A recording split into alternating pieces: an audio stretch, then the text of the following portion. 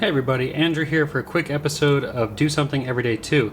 And as you may notice, the chain has come off my Worx chainsaw. I think we got this at Lowe's about 2 years ago.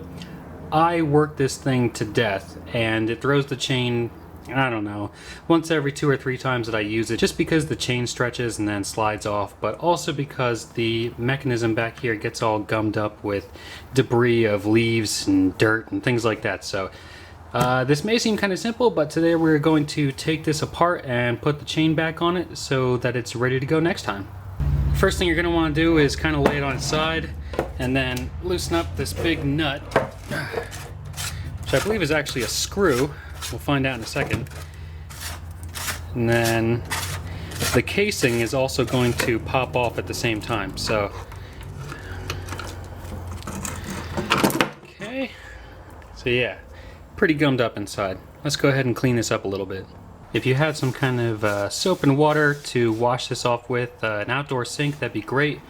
Otherwise, you need to re-oil the chain after you're done. And as you'll see, mine has a self-oiler. All I have to do is push this and it will lubricate the chain, so washing it off won't hurt it as long as we dry it off really good and then re-oil it as soon as possible. So I'm going to do that off camera real quick and then we will get back to the reassembly process. Once you've removed enough of the debris from inside all of the moving pieces, you know, like all that stuff that was crammed inside there, once you get all that done, it's time to reassemble.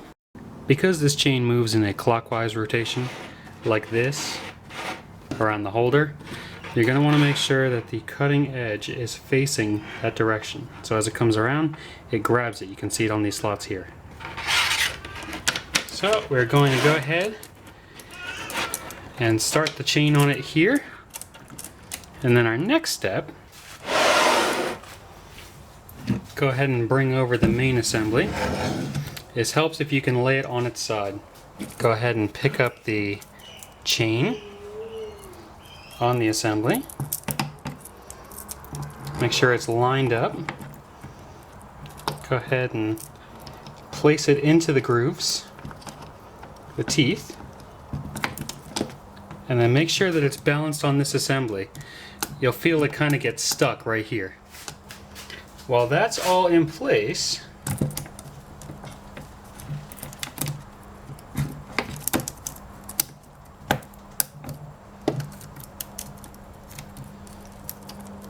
we need to make sure that we stay in these grooves on both sides. We don't want it to slip off.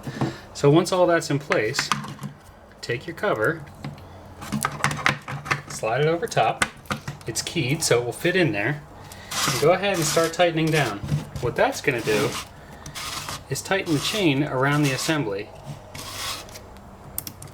Make sure that we get all the teeth in here.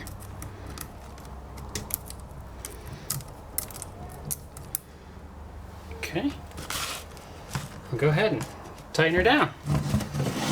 See, we've got a little bit of play, which is what you want.